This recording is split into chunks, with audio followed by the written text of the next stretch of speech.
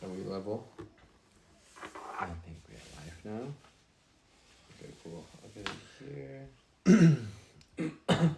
Just waiting for the people to come in. Do you have a coffee? Yeah.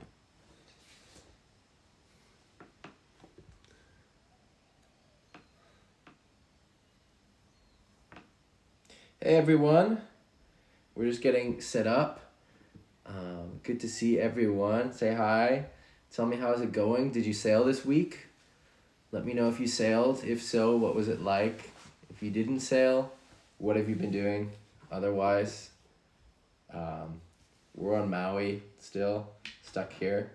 So my family was supposed to go back to Germany, or we had flights to go back to Germany, which have been canceled. And Paul, do you want to talk about your experience a little bit?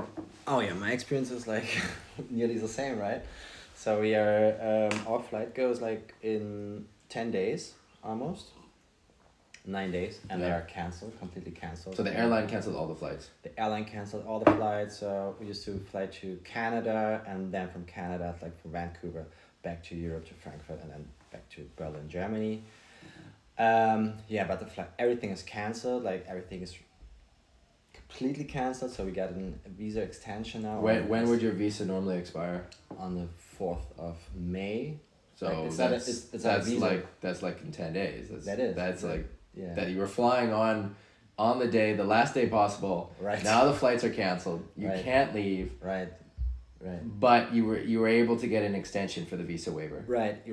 So yeah, I wrote with the embassy in Washington, like with the German embassy in Washington. Then they forwarded me to the embassy in San Francisco, because the embassy in San Francisco is responsible for the Hawaiian areas and stuff like this. So I was in contact with them. They sent me several links, and I have to register there, here, there, and there. And then we wrote like some emails with someone in Honolulu, like who's responsible for the ESTA extension, for a kind of an emergency extension that is just when you basically when your flight is not leaving, when your cruise ship is not. So in the end, you're staying an extra month in Hawaii. It's the end. You get an extra month in Hawaii. That is a long That's story not short. too bad. That's not too bad. That's true. I'm still saying I'm stuck and stoked here. Stuck and stoked. I like that. on that. Maui. And yeah, let's see. Maybe we're here for another 30 days. So maybe we're leaving in June, July. Who knows? I mean, the restrictions are really. Yeah, it's changing every day. We're still able to sail here on Maui, which we're super grateful for, that they're encouraging people to stay active and stay fit and get in the ocean. Right. Since we saw you last week, we've had some drama here just amongst ourselves. I tweaked my knee pretty badly, so I did a big back loop off the lip, so it was an aerial back loop. And I was maybe about 30 feet high, like 10 meters high. It was pretty high. It was pretty windy. Super high. I saw with my own eyes. It was a super section. And I landed super flat on top of the whitewater. And the whitewater was kind of coming up as I was coming down. And all the weight went on my front knee. So I'm getting an MRI on that tomorrow. Fingers crossed that nothing is serious. If there are any knee doctors, orthopedic surgeons watching, let me know, and I'd love to get a second opinion on the MRIs when they do come through. Paul had a bit of drama of his own. You want to say what happened with your drone? Oh, no. So Paul's been filming with his drone, and I have to say it's the most amazing drone footage I've seen at Hokipa. He's really capturing the spot and getting super low. And it's amazing. Some of the footage, which we're gonna release at some point, is really amazing. I absolutely love it. And I'm happy that I'm safe. But he got a little bit too. Icarus flew a little bit too close to the sea this time. Yeah, let me explain that. So, because I think I was capturing Paul from Fishbowl Diaries, because he was like on a decent wave, like riding it.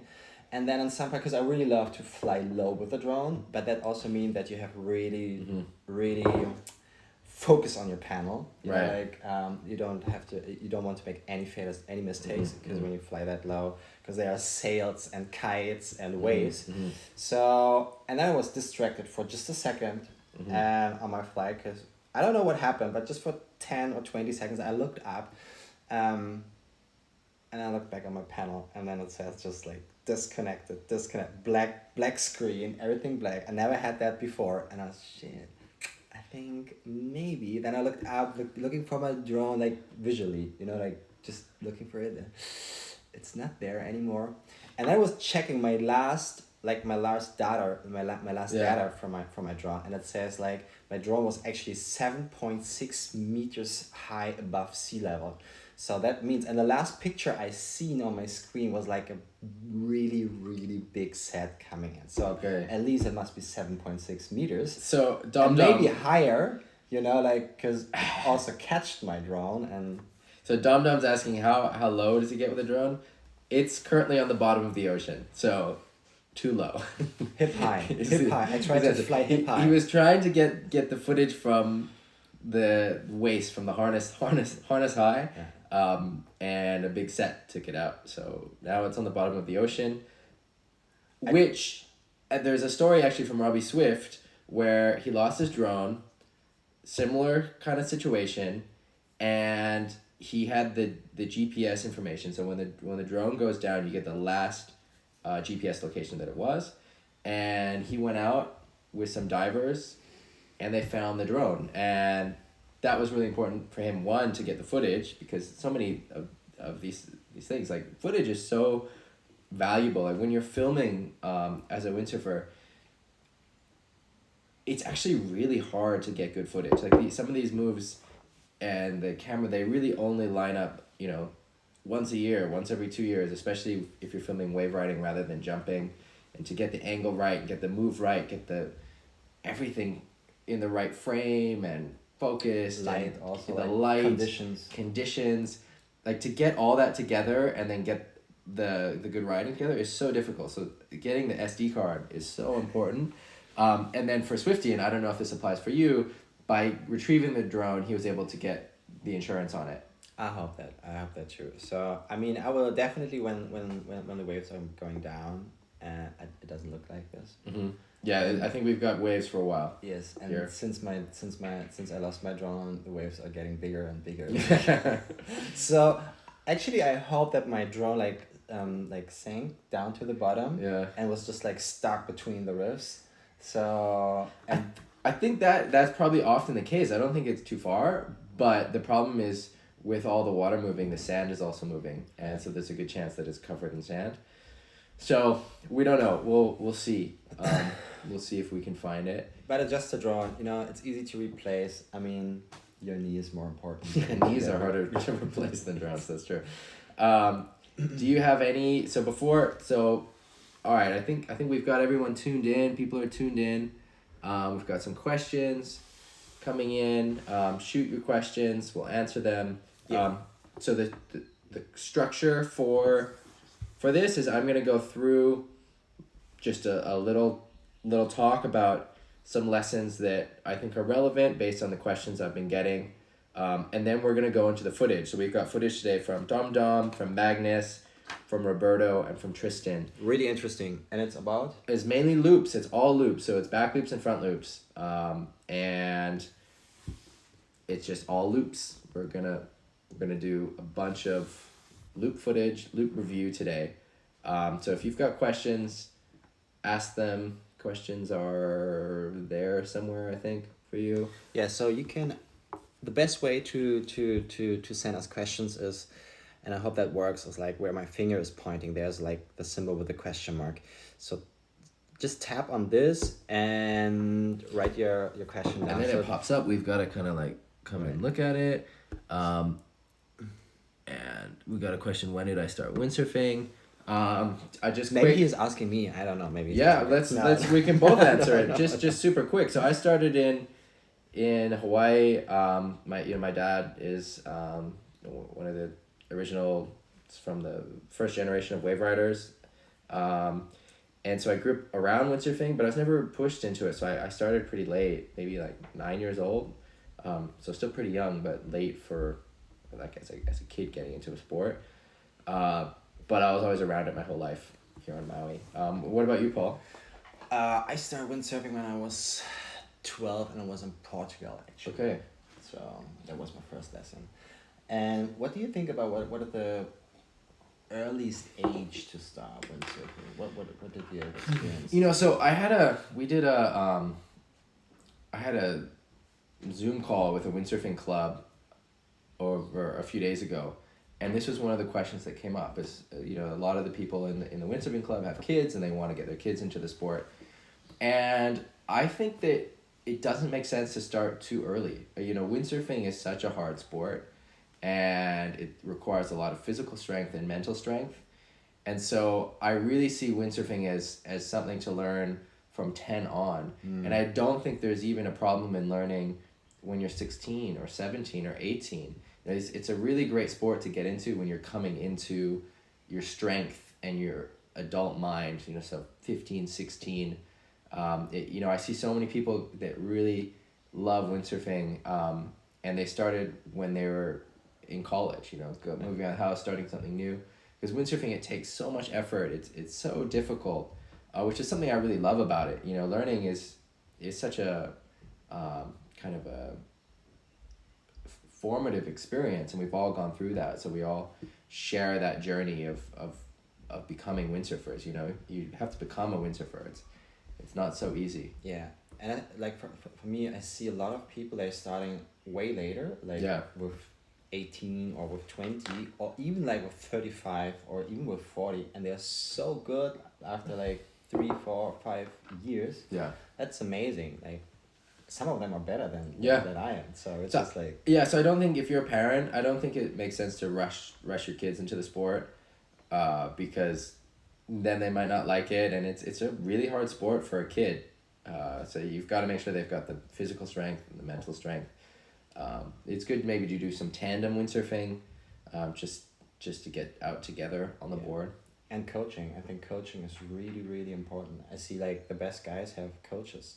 Yeah, coaching helps. Like, yeah. So Paul's been really seriously working on his on his ability. He told me it's something that he's been really focused on is trying to get better. He felt like he had a lot of growth in his windsurfing ability when he was younger, and he was spending a lot of time in Fuerte and going to the Canary Islands every year, and then he kind of plateaued. You kind of explained it like, you know, you learned a lot of these things, the loops, all of the stuff, and he's a great competent sailor, but then stopped pushing yourself, stopped trying new things, and now in the last year or 2 years you have a hunger again to start pushing yourself. So what does your week look like in terms of learning? What was the high and what was the low? Like especially this week? This week, yeah, the last week.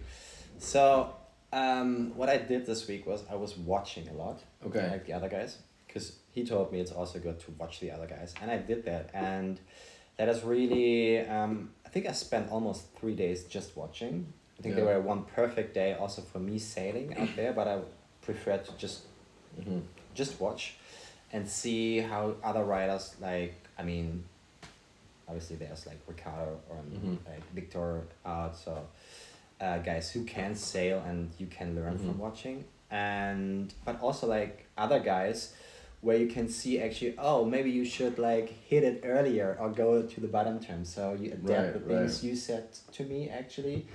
So to put it more in perspective. So that was the high? The learning? Yeah. Watching, learning, that was the high? No, the high was yesterday, actually. Okay, what was the high? Because like 2 days ago I went out and I had a pretty shitty session. Like I went out for an hour, the waves were so big, so messy, so bumpy, everything was so bumpy. Ricardo was saying, because I was on a super huge wave riding it down, and I said, okay, I'm just exit the wave because it was too bumpy, and Ricardo was doing so, oh man, and I said, hey, I'm so sorry when it was too bumpy, and later he was writing me on Instagram saying, yeah, it was super hard on this day. So I went out after half an hour because it was like too big. So that's your low. That was my low, and on the next day the waves were like almost mast high, but it was like perfect. And I just went out for 30 minutes because I had to watch my kid, like my son, and just had a tiny window to go sailing, and I thought, okay, three waves. That was my target. That was my goal. Like just go out, 3 good waves, and I did that. 3 waves, nice cutbacks, and I'm still working on my area, and I made like a huge area.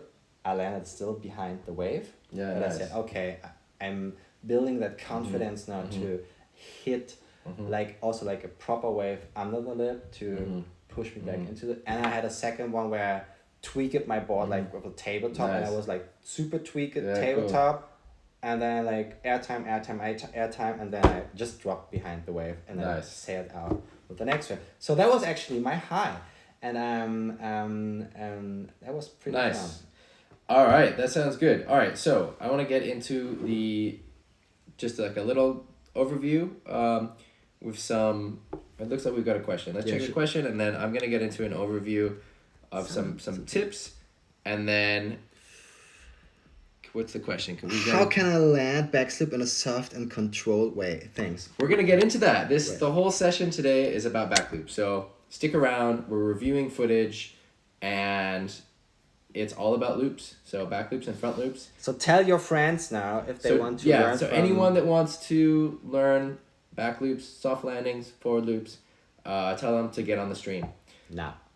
Because that's what we're going to cover today. All right, so some basic rules. So one thing that keeps coming up, this is for wave riding, is that placement and timing is everything. It's so important.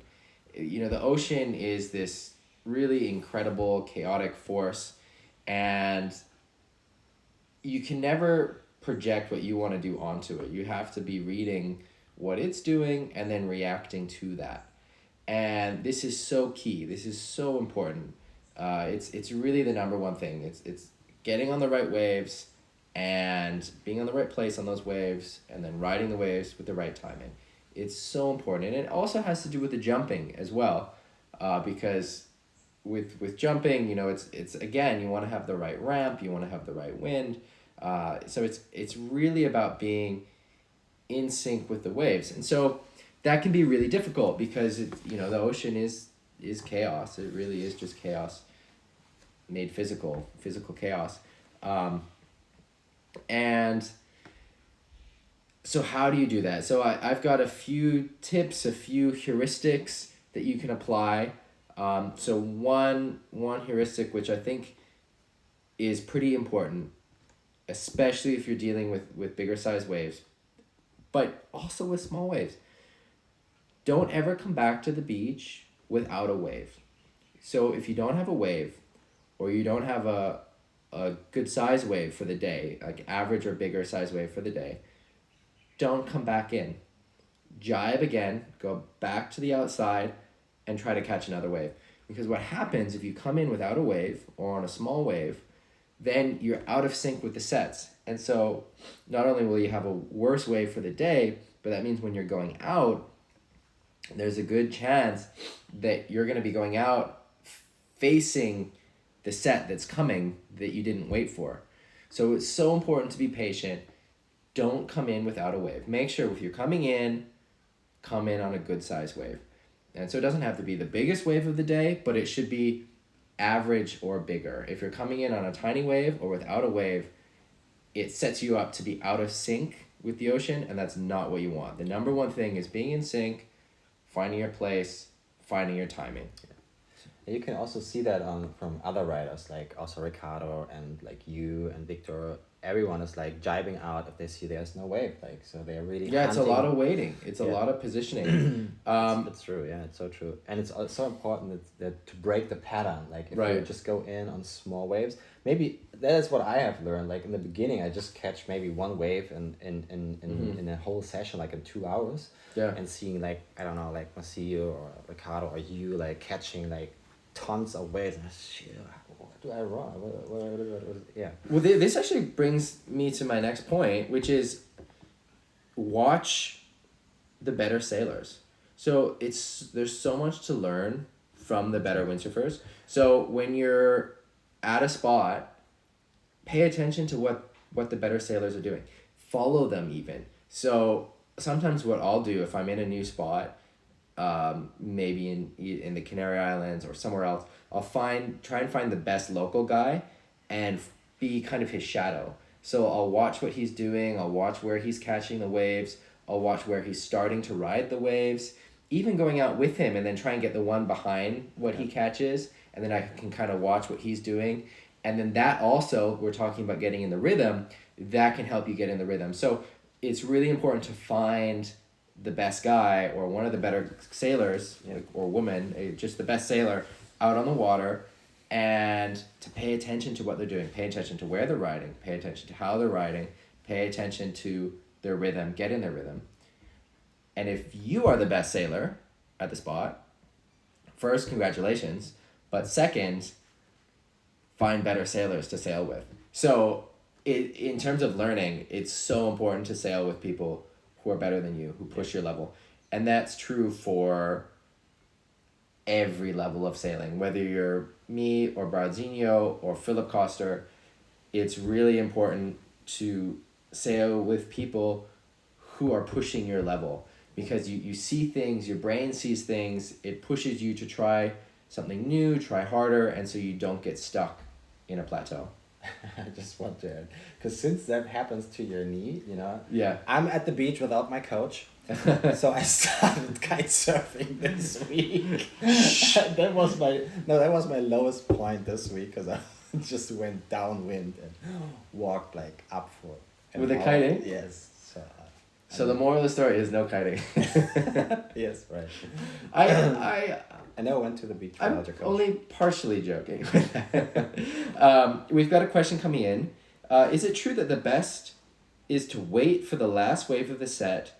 It should be bigger but safer, because if you fall, you will not be likely to be washed by the next wave. I like that question. So the answer is not yes or no. The answer is it depends. Every spot is different. Every day is different. So some spots have a consistent pattern.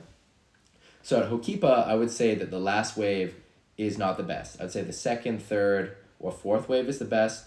The first wave is normally smaller and really bumpy. So you want that first one to come through and clean up the break, and then the next ones are cleaner. And the last wave will often be a whitewater wave, which you want to avoid. As a general rule, it doesn't matter where you are, you don't want to be riding waves that are forming in the whitewater for two reasons. One, they're also often bumpy, and two, they're really difficult to read. So for whatever is going on... No contrast, right? Yeah, maybe it's... Yeah, because they don't have a contrast, Paul is saying, which that makes sense. So it's like ski, like when you go skiing. Yeah, right? I was just thinking that. Everything is white, and then you need like you have special... yeah, it's like this snow blindness. So you want to avoid the whitewater waves. But again, so this goes back to watching what the best sailors are doing at the spot. See which waves they're getting, because often there is a strategy to it. So in some places, it is the first wave. In some places, it is the last wave. In some places, it's the third wave. In some places... it's not consistent, and you just really have to pay attention. So again, it really depends on the spot. You have to pay attention to what the better sailors are doing, and pay attention to what the ocean is doing. Right. So what I can say on that is, like, when I'm looking at you and how you are hunting the waves, let's call it like this. What Graham is doing a lot on the water is when he's on the outside and is jiving or tagging and is going backward, he's just waiting and doing like this. You do a lot like this. Yeah. So he's looking like down the line and up the line, let's say. You know, like upwind and downwind to see how the waves are shaping, I think, right? Yeah, you can tell the surface of the ocean really gives you a lot of information about what is going to happen when that energy comes in and starts to break. So a lot of that knowledge you kind of have to learn. It's not necessarily... There's some little tips I can give, but it's something you have to just start being able to recognize. But the first step to recognizing it is paying attention. So when you're on the outside, look up, look down, see what the wave is doing.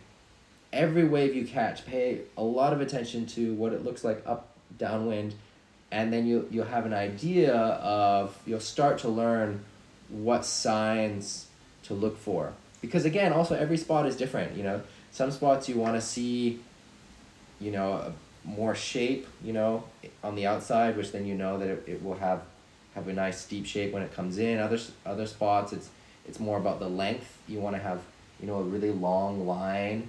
Other spots, like in Tenerife, I found like the best waves in Cabezo, they kind of come in like this. I don't know if you can see it, but like if this is the beach down here, it's like the waves coming in like this almost. And so like it's the waves like this or like this are not as good, but some of them kind of come in like this, and you get, those are the best waves I've found there, where you get this like really nice bowl and it kind of connects. And so again, it's just really paying attention to what.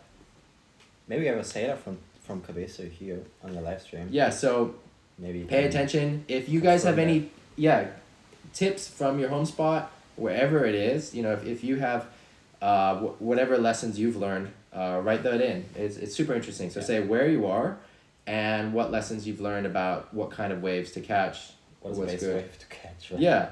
All right, one more tip before we start getting into the video footage.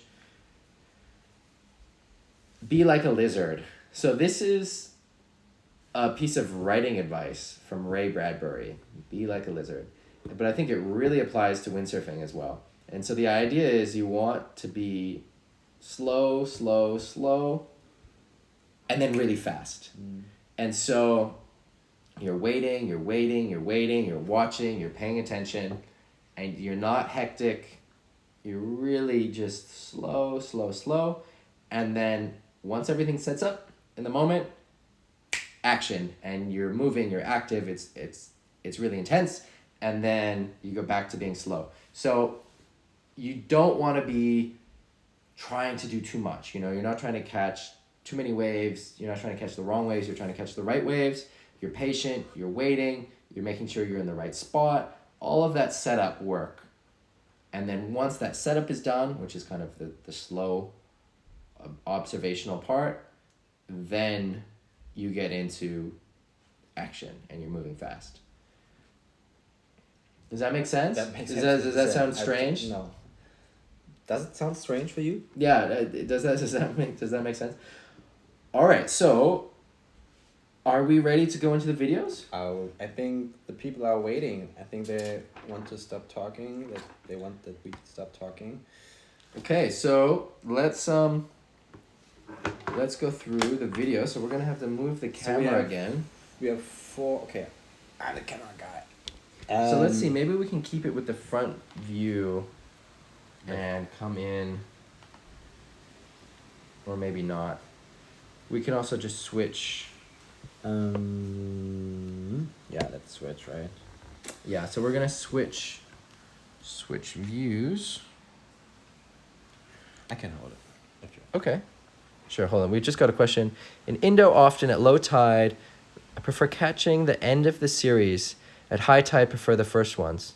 Super interesting. I love these insights into different spots around the world. I want to hear more. Keep sending them in. And then here. Let's screenshot this. Yeah. Where we go to Indo. Oh. All right. So first we're doing a stalled forward from Magnus. So we looked at one of his jumps from the live stream last time, and we are this is the last one that he sent in. So here it's a photo sequence. And again, I just want to reiterate, send me your footage. This is the best way to learn, is to get footage of yourself. And so Say it again. So again, the best way to learn is to get footage of yourself. So film yourself, find someone to take photos, even if it's just with an iPhone, get a fly mount.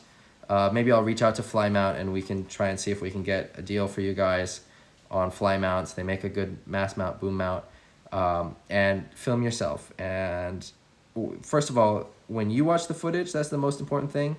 And then if someone else reviews it, like me or someone else, that's just an extra layer of value. And so super important. All right, let's get back to the jumps. Okay, so here we're setting up for a stalled forward. Goes up into the air, stalls it, rotates, comes down, does the rotation, but just under rotates a little bit. So what I want to see different here is a set of kind of three things. So one is I want to see a harder sheet in. So when he starts the rotation, which is between these two frames, I want to see the backhand come all the way to the body and the head to turn all the way back. So it's a really hard sheet in when you're coming into the rotation, especially for a forward like this. And so I want to see the backhand come all the way into the body, the head turn around all the way, looking over the shoulder. And then the third thing is, or I guess this is the second thing, is to bring the weight a little bit more,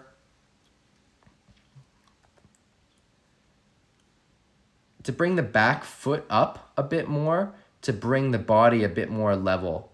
So by bringing, like focusing on scooping up the back foot, the body will come up a little bit more, and that will also help starting the rotation. And then those two things are the most important. So the sheeting in the head is the most important. Then bringing, like really focusing on bringing that back foot up, which he's doing, but he can do it more so. So like you can see that the it's great in the beginning, and then it starts to get relaxed on his legs. You want to stay tight with your legs. So here the legs are kind of straight. He wants to be more sheeted in and have tighter legs, so he's pulling up with his legs. And then the third thing is to focus on tilting the sail a little bit more. So he's also doing a good job of starting that tilt, but so you can bring the sail just a little bit more over this way, which again just kind of helps a bit with that stalled feeling, and it helps get the rotation more horizontal, and it gets you a bit more lift, so you can do a better rotation with less height. So those are the basics there. Let me know if you've got any questions, Magnus, if that's clear or not, and we'll keep going. Do you have anything to add, Paul? No, I'm totally agree with that, what you said. All right. We have just 2 questions. Should we check it? Or yeah, let's check the questions. I'm going to get Dom's footage set up. Here we go. I wish I had a solo Scott. I didn't know what that means. Oh, solo shot. It's those cameras that film yourself. Yeah, they're solo shots. Cameras can film yourself. That's pretty cool. Yeah. Me too. What's your experience with the Baltic Sea, or in general spots where you don't have consistent waves? I think the rules of waves still apply to somewhere like the Baltic Sea. It's different, with short period wind swell is very different than long period swell, for sure. But the same rules apply, so you still have to be paying attention. There's still sets. Try and get in the rhythm. Try and find the spots where you have the steepest waves, because those spots will often come from what the bottom shape is like. So if there's a shallow spot, somewhere in the water or a little sandbank, that's where you're going to get the steep part of the wave that you can turn on or jump on. So it is more difficult with short period wind swell, but you still need to be doing the same thing. You need to be paying attention to what the ocean's doing and trying to be in sync with it. All right, let's get to these forwards from Dom. So, sets up.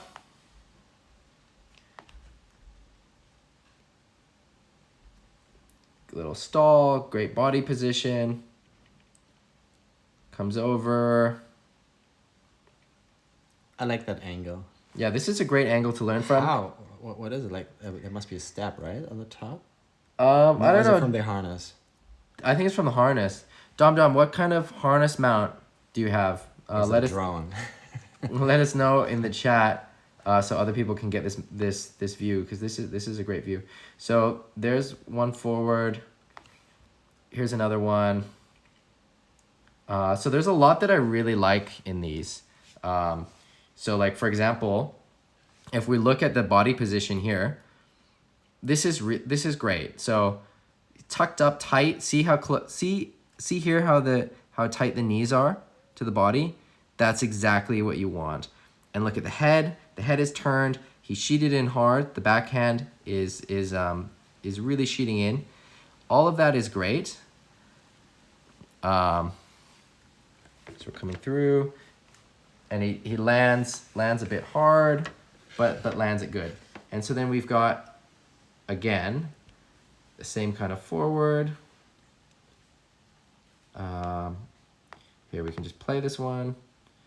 So again, there's a lot that's going on here that I really, really like. We've got good head movement. We've got good foot movement. Here's another one. So look at this. Great forward, right? Okay, so how do we improve it?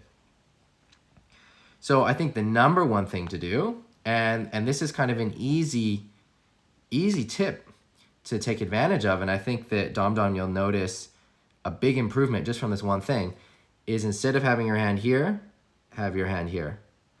And what the wider grip will do is it will make the rotation more horizontal, and that'll make it easier to control and easier to land. Right. So the more horizontal you're going, the easier it is to spot the landing, and also the easier it is to land downwind. So there's a bigger range that you can land. Like if you're going vertical, there's kind of a narrow range of where you can land, right? Because imagine if you're going end over end, there's kind of one point that lands nice. And if you go too far, then you land super flat. But if you're going horizontal, then there's a whole range of areas that you can land. So if you land too far downwind, that's fine. You're still landing. You can still land nice on the tail, or you can land going farther out. However it works. So you really want to get that little extra bit of horizontal on the landing. So again, so here looking at it, so you want to go wider grip, and then on this one you can also look farther back. So use your head even more. So you are doing a good job looking with the head, but here, I've got a video from myself doing one. So watch what I'm doing here. So I reach my hands back. So I've got the hands really far back, pushing the front arm forward, getting the rig set up. And then look, this is the moment of rotation. I'm looking over the shoulder. My hand is as far back as it will go on the boom. It's at the clips. Front arm is straight, bringing the sail very close to my body, pulling in, looking over the shoulder. See how much I'm sheeting in? So you really want to get that wide grip and the strong sheet in. The harder you sheet in the beginning, as long as you have a horizontal rotation, the easier you'll land, because the sail goes more neutral the faster you're rotating. So if you have a slow rotation where you're like only half sheeted in, those are the most powered, difficult landings. So you want to like really sheet in, oversheet the sail, look back. See, you can see here really like my hands are on the end of the boom. Like, I don't know if you can see that, but it's like I'm on the clips as far back as it'll go. So this like really, really far back. And then see how horizontal the rotation is here? So it's really like almost a 360. So then coming around,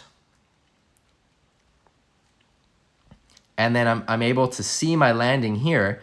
And like, look at this. So here I'm not done with the rotation, but my board is already flat, and it's only rotating on that same flat plane, right? So even if I over rotate or under rotate, any landing anywhere in this range is fine. So then I come down there, I bring the hands together to stop the rotation. So you can start kind of feeling like there's a point here where then the sail just naturally wants to open up, and then you just bring the hands together, and you can look at your landing. So Dom. And that's maybe just answering his question, like he was saying, like the main point is feel blind at landing. And it's a K4 harness mount. K4 harness mount. All right, great. So check out the K4 harness mounts. This is a great angle for learning. So just to go over that one more time, wider grip. You want to be gripping here on the boom. Really, as far back as you can. Great leg position.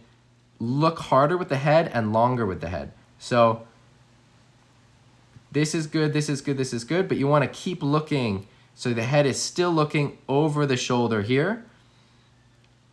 And then it really only stops looking over the shoulder at this point. And then at this point, you can see your landing about here. So you're looking between your legs, right? So now he's blind. No. So does that make sense? So you're blind here because you're looking up into the sky. Right. But if you've been looking over your shoulder, then you can see more of where you're going because that's the direction that you're going, right? So turn the head over the shoulder and grip wider. And those two things will make a huge difference. All right, let's move on. So we've got some back loops now, also from Dom. So here, I'm just gonna play this. Does it make sense, Dom, for you? Yeah, tell me if that helps. Crystal clear, he wrote. Cool. That was an instant answer. All right, so now we've got some back loops. We're watching the video. Okay, so these are really good. There's one thing that you're not doing. So they look great. So like, this is wonderful. The only thing that you need to do a better job of doing is using your head in the rotation. So this is all great, except as you're coming down, you're looking, I don't know where you're looking. You're looking like at the nose of your board. You want to, instead of looking here, you want to be looking here where you're going to land.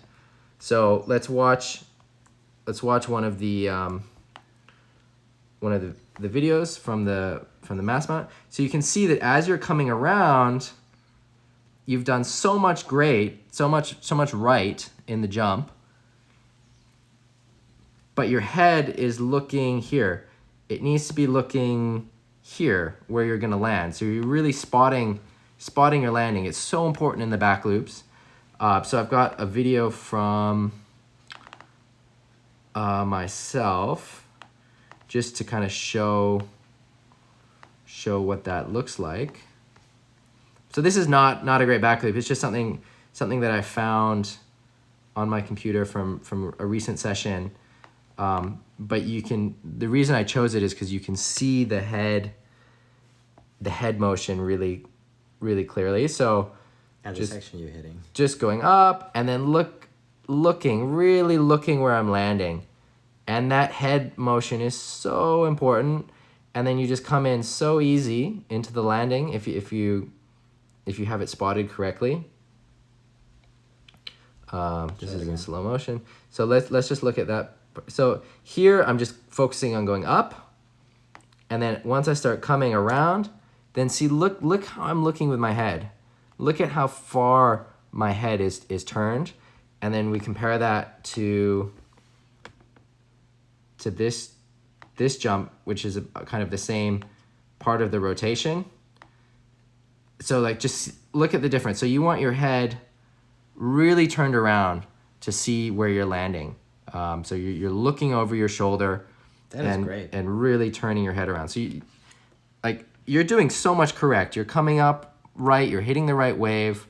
You go up and then you turn around. You just need to use your head. Paul has recently been landing back loops more and more consistently. He's landed back loops for a long time, but he's been working on getting them consistently. Right. Do you have any tips that have helped you with getting that head motion correct?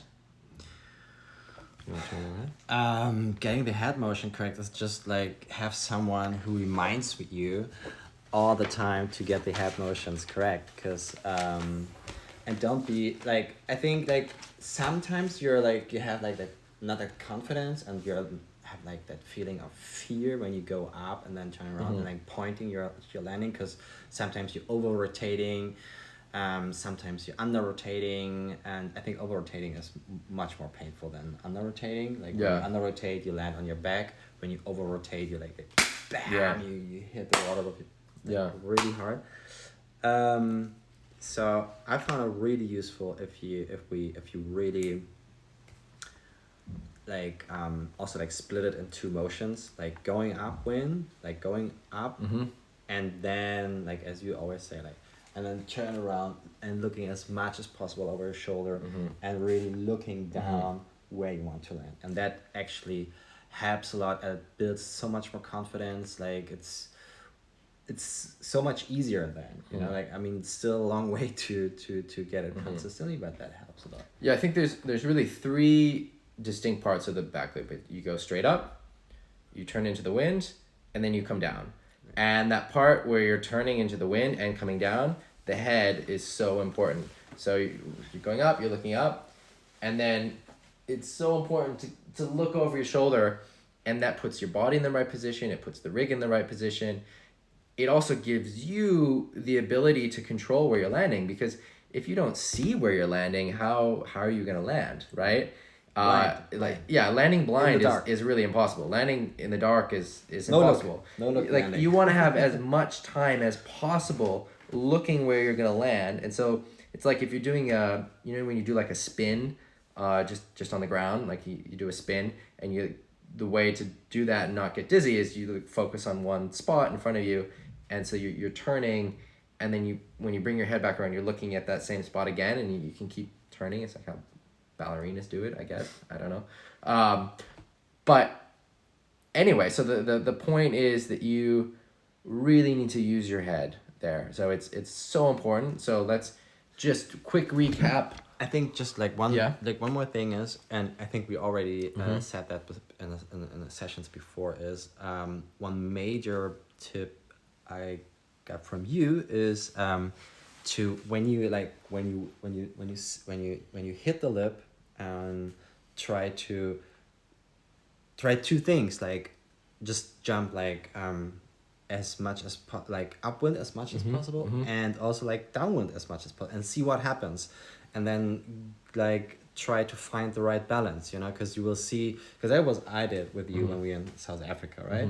So I was just trying to jump as much as possible into the wind and see what happened, and that gives you a really good feeling. And how over rotating, under rotating can feel like, or like the motion, like what happens to the motion when I go more upwind or jumping up downwind. Yeah, so that's a great point from Paul. So it can really help to go experiment. You know, you're trying different things. So go really upwind as you think you can. Try taking off downwind, and you see what these differences do. I think most people probably need to take off more upwind than they're doing. Dom is asking how to stop over rotating. So looking with the head actually helps with that, because then you're rotating more just with your body and your head rather than pushing it with the sail. So if you really just go up and you just get into the wind and you think about using your head to do the rotation rather than the rig, then it really helps you to not over rotate. And then again, if you're looking at where you want to land and you really have the spot picked out where you want to land, and you're coming into it and you start over rotating, you can steer the board downwind again. And the way you do that is by pushing with the front arm, straightening your front arm. You're kind of pushing your sail, pushing the whole rig, the boom, the sail, everything towards that place where you want to land. So you're kind of bringing it in front of you. And that really helps to stop with the over rotating, because that sheeting in motion, it brings the nose of your board, it brings the whole rig, everything more downwind. I think, and that's like so underestimated. I mean, it's so important in every sport, and everything you do is like where you're looking, where you're pointing, where you're focusing, and where your head is looking, where your eyes are focusing. But I think in windsurfing, it's so important, even in jibing, even in tagging, in looping. It's so, in wave riding, you know, you like the one thing you told me, like just facing more 12 o'clock or something. You said like something like this to hit the proper Yeah. section of the wave, instead like going Yeah. down and then hitting like the lower Yeah. section of the wave. I know everything is so fast and so quick, and everything happens so fast, and sometimes it's like so gnarly, but like really the head is so use your important. head, use your eyes, look where you want to go. Right. We're getting a question. The sail is getting ripped out of your hands when you're landing, so that's because you're landing too flat.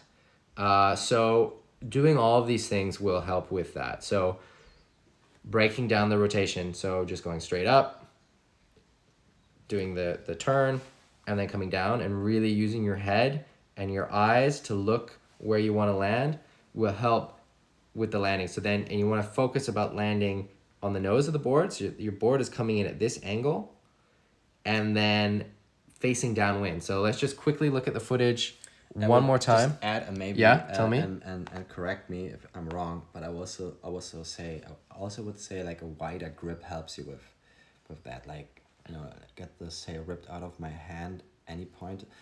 I would say like a wider grip helps you with that, because then like, you know, like when the sail is more sheeted in, Yeah. it's not like that open, because when I have like So narrow grip, there's so much wind to.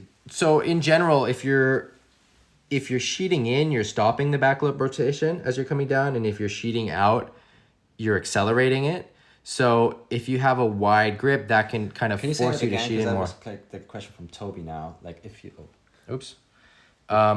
open the sail on landing, does it accelerate? Yes. So if you open the sail when you're landing, it accelerates. So if you're sheeting in more, it's stopping the rotation as you're coming down, and if you sheet out, it's helping you to rotate.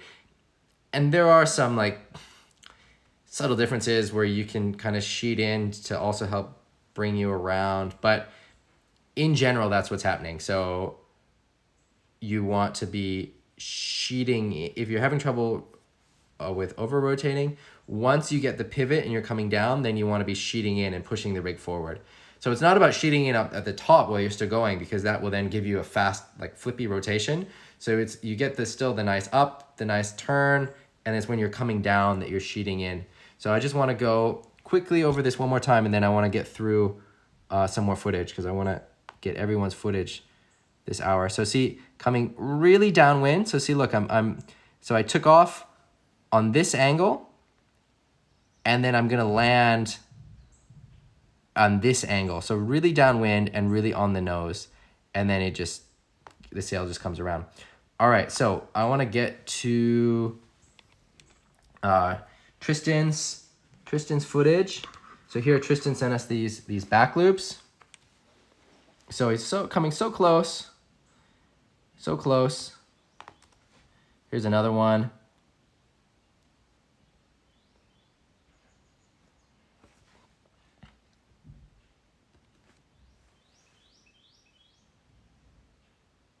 So he's coming really close.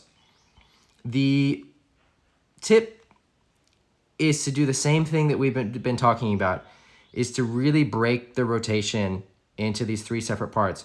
So the biggest issue I see is that his rotation is kind of one rotation. So you can see from the time he's taking off to the landing, it's one kind of turn. So what I want to see is Tristan spending a little bit more time going straight up, and then really having a distinct change where he's going up, and then a time when he's coming over.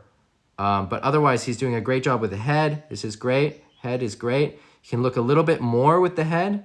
But the biggest tip, the biggest takeaway is to really think about breaking up the rotation, because you can see like those were smaller jumps, and so it was kind of okay to be doing this like continuous rotation. But now here, where he's going higher, this is a higher jump. Look, he's getting more high, but because he's doing this like continuous rotation rather than going up and pivoting, he's over rotating. So that over rotation will be fixed by, again, breaking the back loop down into these three parts. So going up, turning at the top, and coming down. and using your head, using your eyes to guide that process. So here, again, he could be looking a little bit more over his shoulder, but the biggest thing is that it's a continuous rotation, and that kind of works. So that continuous rotation kind of works for the smaller jumps, you know, like those first jumps are really small. But for the bigger ones, then he's over rotating. So you want to get in a good habit of doing this like 3-part rotation, and even on the small jumps it works. So you go up, turn, and then you come down and land, instead of doing one kind of continuous motion like that. And that'll help a lot. So we've got one more forward I want to get to. So we're going a bit quick because I promised everyone we would get through their footage. We've got a few more questions. Let's get first to the front. All right, let's do the front loop and then we'll look at the questions. Right.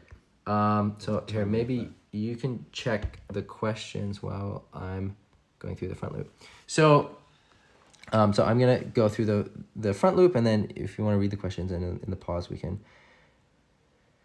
talk about it. So we've got this from Roberto.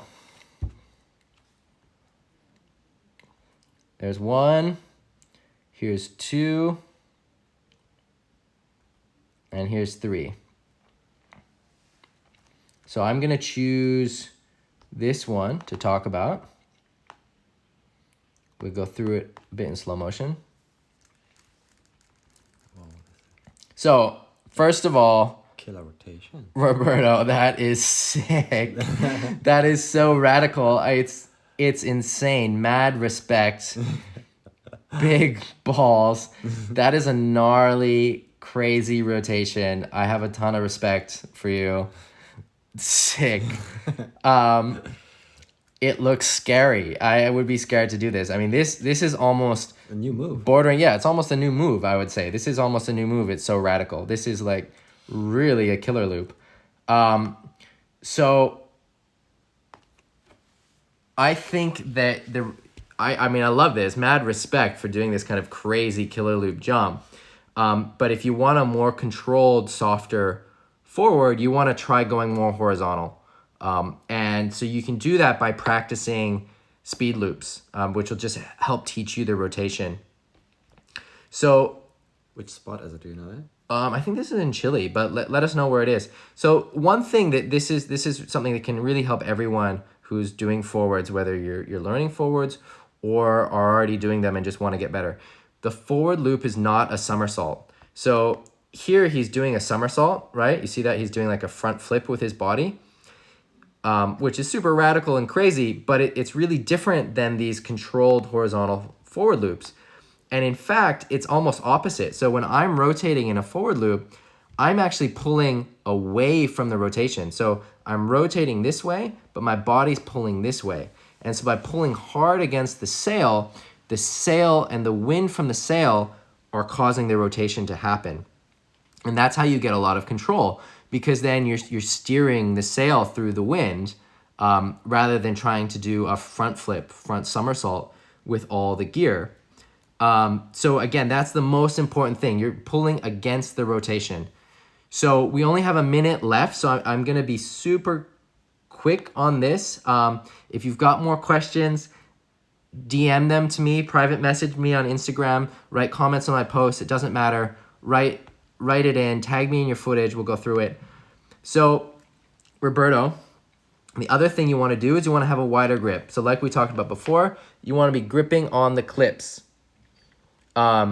And you want to have a straight front arm. So here, your front arm is bent, and as you're kind of doing this somersault rotation, you want to have a wide grip. So let's go back to my clip. So you've got, look at this, you've got wide grip, so grabbing all the way on the clips and bringing the sail really into your body, leaning against the sail.